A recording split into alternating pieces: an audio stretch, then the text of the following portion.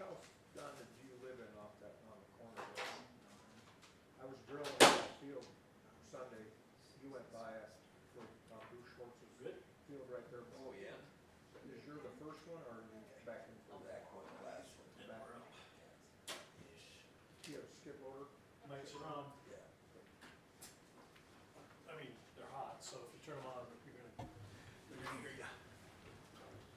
What were you drilling in there? Rye and Cover- spring wheat, he cover just wants a crop. cover to keep it from blowing. He's not gonna harvest anything, he just wants to get something to keep it from. If they don't get rooted pretty quick, with this wind, it'll probably blow it away. Yeah. Blow it out, we won't have it anyway, so. Well, yeah, that's a good question. How are you, Chris? Pretty good. How you guys doing? How you doing? Good. Wind sure picked up in the last half hour. Yeah, that's what, I think it started just before I came in. I was here a little early today. It wasn't blowing bad when I came in.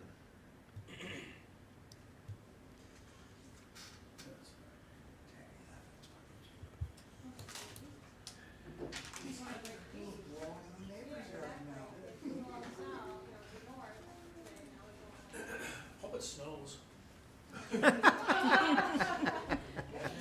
Just wanted to wake you up a little bit. I know where you're parked. No, my guy's gotta get winter rye in too, so. Don't want that.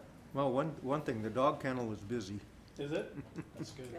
Yeah, he's had 3 or 4 dogs every weekend, well, since the day we opened it. He's got one long-term one that's in there for 30 days that came right away, and then we got one more that's in there for 3 weeks, and one more that's in there for, they pick up tomorrow, I think. Just wait till we get towards the holidays. It'll really- Yeah, well, and weddings, and then people were going on vacation and last end of the year, but Well, this every time of weekend. year, it's the holidays. In the spring, it'll be vacation. yeah, and then the Well, no, 3-day weekends and stuff like that too, you know, now coming up with all the holiday stuff too, so. Yeah, he's getting a workout, so, That's good. and everything pretty well. How many can you fit in there at once? Pardon me? How many can you? 12. have? 12. Yeah, Thank you he's for been pretty busy, so, You should have a full-time job. $40 a day. That's not He earns bad. it though, by the time you take him, get him out and walk him and exercise him and stuff, but doing some training on some of them, so.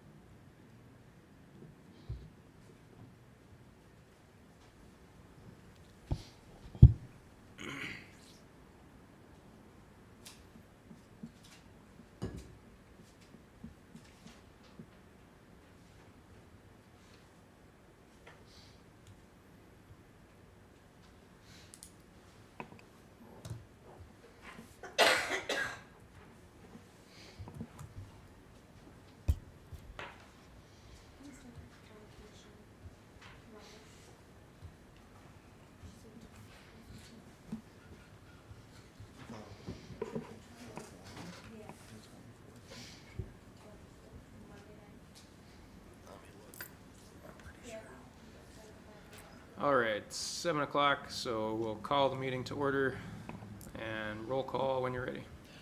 Barkle, Here.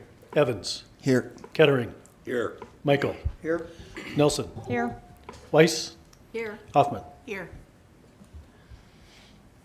All right, if there's no changes to the minutes from the previous meeting, I would need a motion to approve the previous minutes. I'll make a motion. Second. I have a motion and a second. All in favor, say aye. Aye. Opposed? I abstain. All right. Looking over the agenda, is there any changes or items to be added? Yep, the second one listed, Langley's conditional use permit, we're gonna have to move that to November. He wasn't able to get his plat back in time, so we'll just move that on.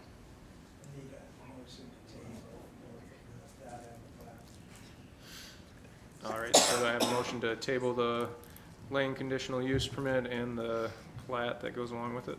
Is that two different motions do you need, or just one? One, you need just one. I'll make a motion then to table it. Second. All right, I have a motion and a second to table the lane conditional use permit and the lane plat. All in favor, say aye. Aye. Opposed? All right. With that, then I would need a motion to approve the amended agenda. I'll make a motion. Second. All right, all in favor of approving the amended agenda, say aye. Aye. Opposed? All right. We can start with conflict of interest declarations. Kathy, you want to start us off? I have none. Dennis Michael, none. Chris Sparkle, none. Don Kettering, none. Sherry Hoffman, none. Matt Evans, none. Lauren Nelson, none. All right. So now we wait till 7:05 unless there's anything. Can we move the plats up? Can we move the plats up? Can we move the plats up since we've got time? We can do the plats, since those weren't notified, if you want to move those up and do those now. All right, we can go ahead and do a couple of these plats. The first plat is the Healy plat of Healy's Conservation Easement, Tract 1 in the southwest quarter of the southeast quarter of Section 28, Township 96 North, Range 55 west of the 5th PM, Yankton County, South Dakota, containing about 38.27 acres, more or less, Mayfield Township.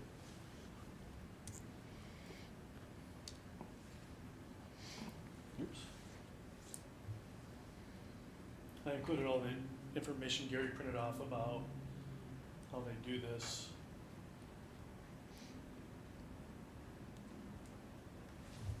To the USDA.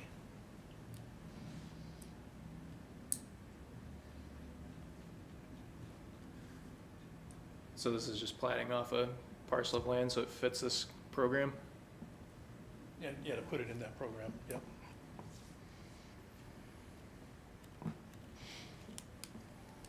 I'd make a motion to approve that plot. Second. All right, I have a motion and a second to approve the plat. We can do a roll call vote when you're ready. Barkle, Yes. Evans, Yes. Kettering, Yes. Michael, Yes. Nelson, Yes. Weiss, Yes. Hoffman. Yes. All right, I think we have time for one more plat here, the Oliver plat of lots 12 and 13, Block 3, Law Overlook subdivision in the northeast quarter of Section 18, T93 North, Range 56 west of the 5th PM, Yankton County, South Dakota, and Utica South. We did two of the lots 14 and 15 last time. He's just moving along, doing the next two, keeping the project going. Motion to approve the plat. Second. All right, motion and second, so vote when you're ready. Barkle, Yes. Evans, Yes. Kettering, Yes. Michael, Yes. Nelson, Yes. Weiss, Yes. Hoffman. Yes. You want to just do the last one really quick? Yeah, we can do the Kramer plat of tracks 1 and 2, lot 2, except the north 110 feet thereof. Bender subdivision in the north half of the northeast quarter of Section 17, T93 North, Range 56 west of 5th PM, Yankton County, South Dakota, Utica South Township. So this was one big lot. There's been a long mobile home court there. It's been there for a long time. They're just dividing it off, so that's separate from the residence over here. Kind of cleaning it up.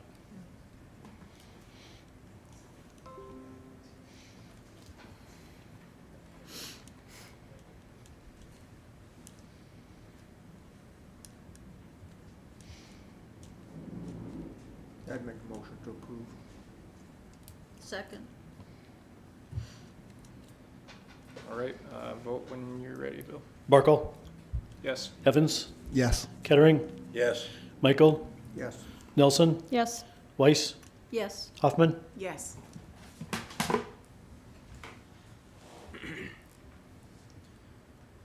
All right, back to the first conditional use permit. Read conditional use permit. Applicant is requesting a conditional use permit to construct an accessory structure that is 3,072 square feet in a moderate density residential district per Article 7, Section 707. Said property is legally described as Tract 1, Reed Addition in the southeast quarter of the northeast quarter of Section 10, T93 North, Range 55 West of 5th PM, Yankton County, South Dakota, as per plat recorded in Book S20 of plats on page 472. 911 address is 1904 Willowdale Road in Yankton, South Dakota, Mission Hills, South Township. All right, anybody here to speak on the Reed conditional use permit? Grant. That's you, Grant. Come on up, state your name for the record. Yeah, I'd just like to build a shop on that piece of ground. Say your name and. Oh, Grant address. Reed, 1904 Willowdale Road, Yankton, South Dakota. Thank you. Yes, and I'd just like to build a shop there on that piece of ground that I have next to the house. So he's on moderate density residential, and this is over the 2,400 square feet. That's why he's applying for the CUP. Could you zoom in on the Sure. property? This is the house, and I think you're gonna build somewhere over here, is that correct? Actually, down southeast of the house down there, right there, right where that arrow is, right there. Build it right there. That's your driveway. Yeah, the driveway comes in, and then I'm gonna extend the driveway out to the east, where the driveway is that goes into the house. So I'll just extend that straight out. And this is an old schoolhouse? Yes, That's not used for anything. no, that is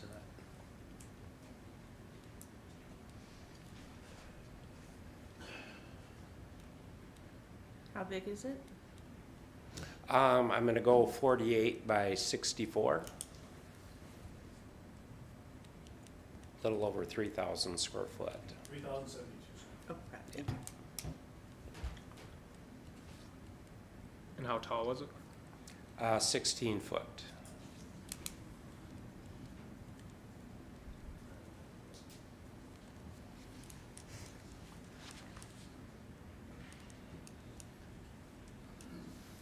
Is that property right to the south of it there, is that a building site too?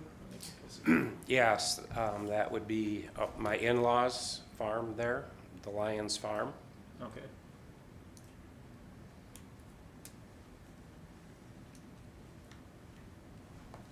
No concerns from No, them? no.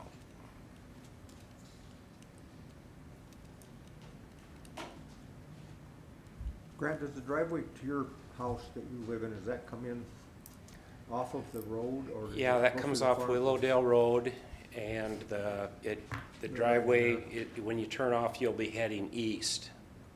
So where you have Right. that arrow, I'm just gonna extend that driveway out straight, like to where that arrow is now. And then I'll just have access. Right into the shop. Right into the shop, yes. Will that be the only point of access? I'll have it that you can still drive on through up to the schoolhouse from the back side there. There's kind of already a little dirt road that we've had there for, decades that have gone to the schoolhouse there too. So So it's I'll be able to loop all the way around. conveniently placed for your in-laws to borrow your shop.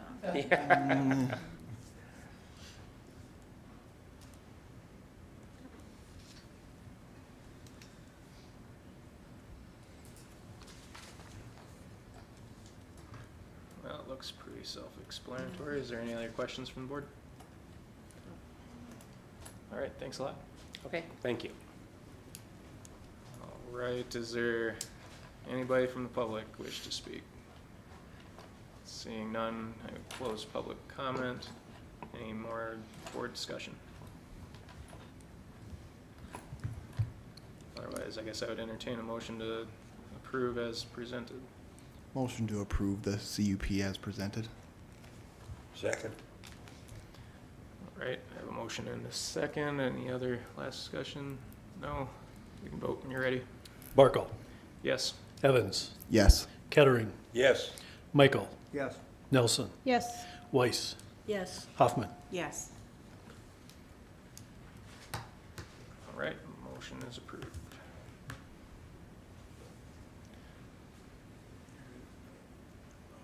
All right, since the Lane conditional use permit is tabled and the plat is tabled, then the next item is the variance discussion.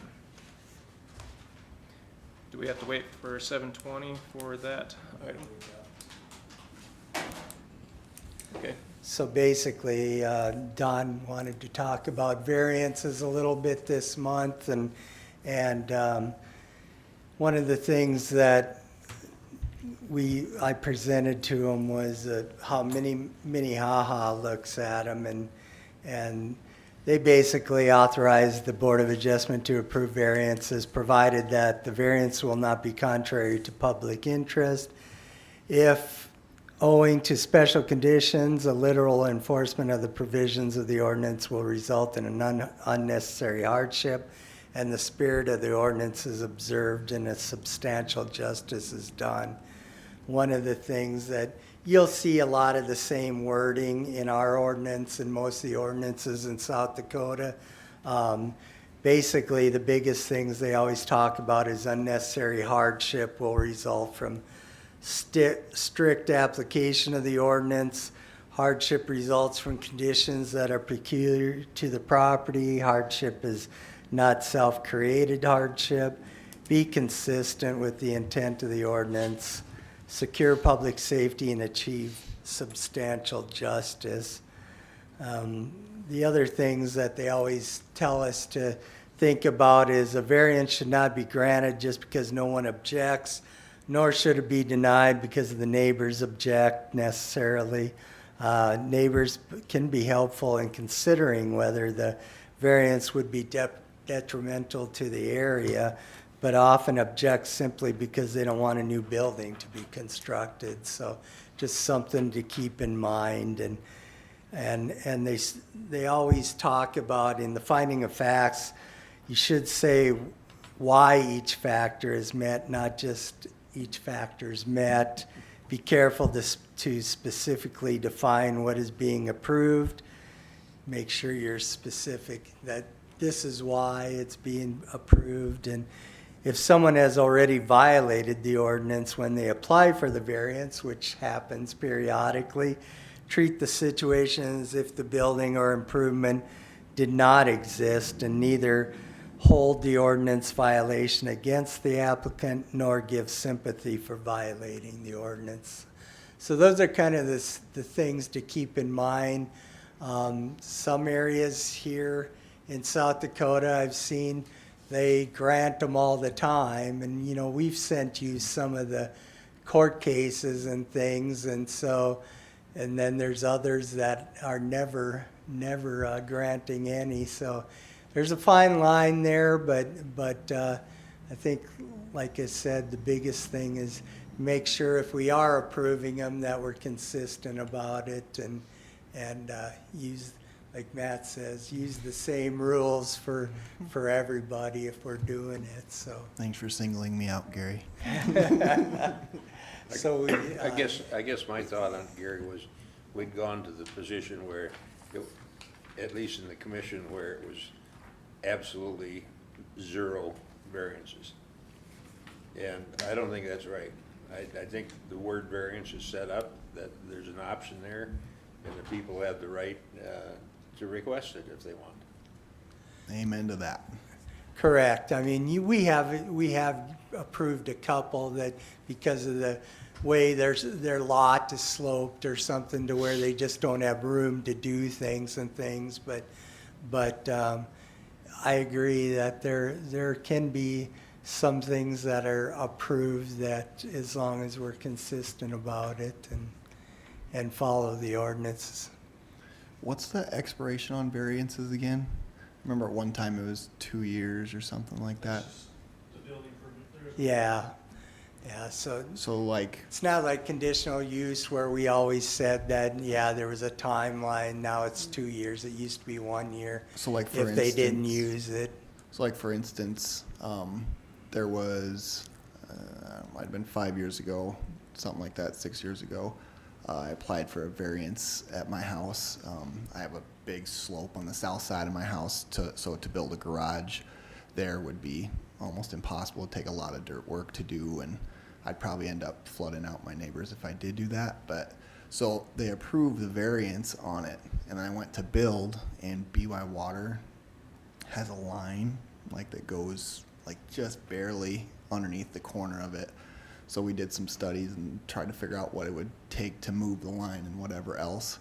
What would it take to continue on with that variance? Is it just gone now? Or if you're changing the location again, it'll be in the same spot, but I have to move the water line, and it's okay. It's been an ongoing thing with BY, and now I'm able to move the water line, but I thought that I only had 2 years or something like that. Okay. No, you're approved.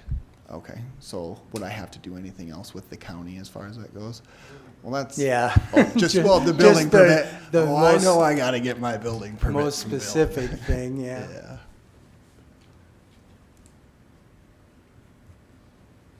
Thanks, Gary.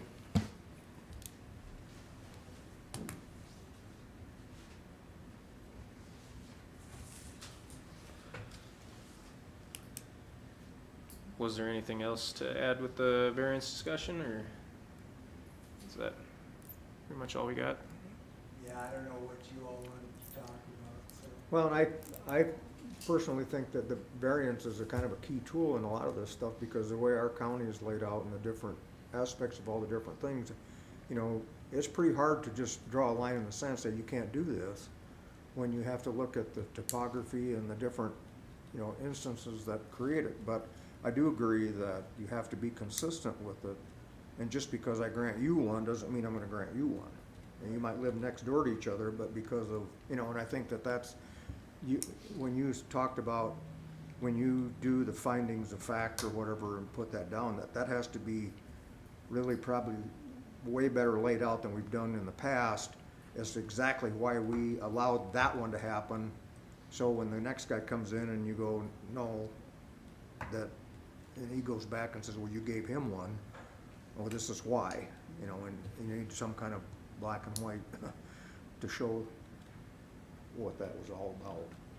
I think that's a great idea. Like, it's really helps out with the transparency, and that way it's just not no and not just yes, and there's a specific reason why. Because there is a gray area, like you talked about, like just because this guy got granted because his topography is completely different than the house next door to him, you know?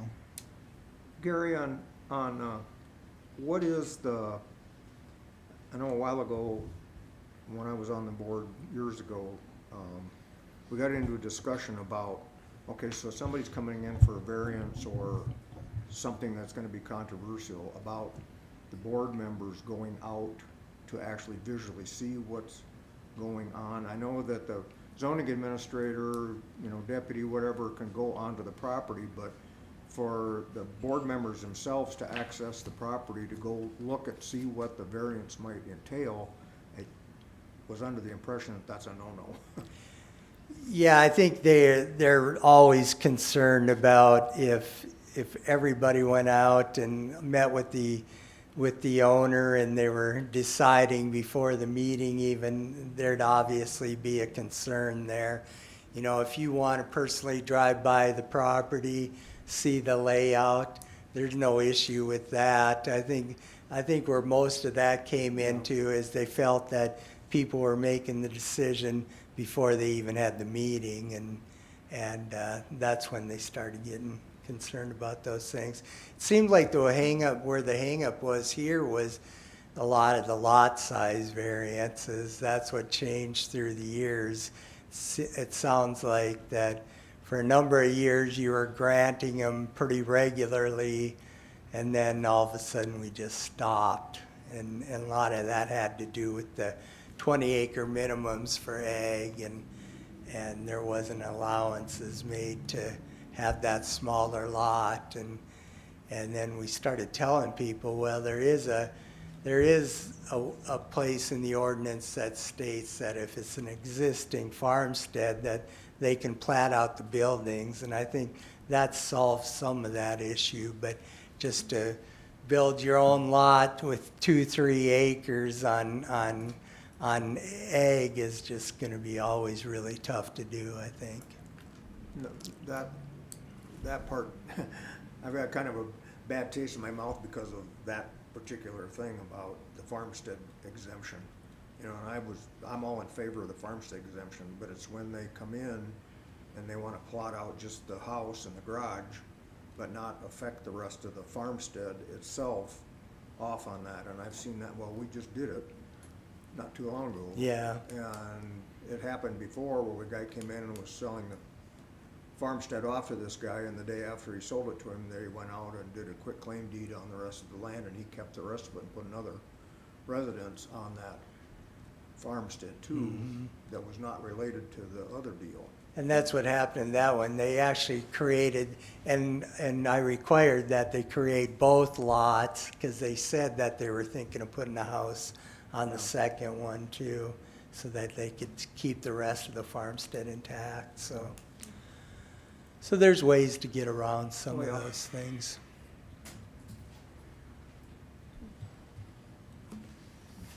Chris, which are you taking any? Yeah, if you want to comment on the variance discussion, come on up.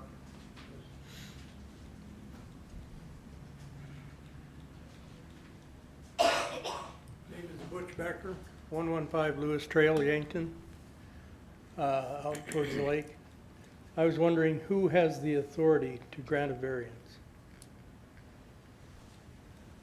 In the end, you mean? County Commission. So they are the authority. I mean, it comes through the planning, they give the We give We a recommendation recommend to it. the county commission.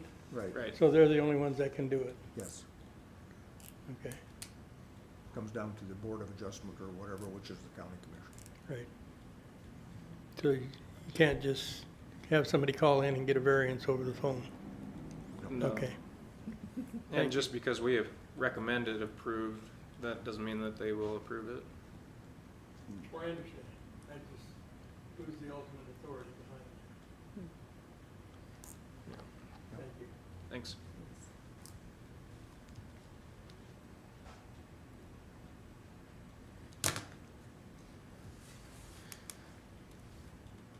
All right, is there anything else to add to the variance discussion? All right, is there any public comment? Seeing none, I would entertain a motion to adjourn. Motion to adjourn. Second. All in favor? Aye. Aye. Opposed? We are adjourned. Record timing. Yeah. That's a first.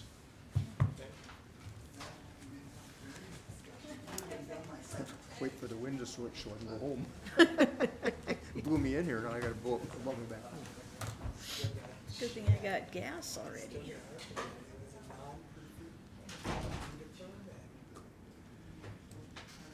Well, that's why I asked you the other day. I wanted to make sure, so, yeah. Gary, stop, Gary. I've got a question for you. Let me stop, go ahead. Oh, there he goes. Stop, and then, We get paid the big bucks to make decisions on various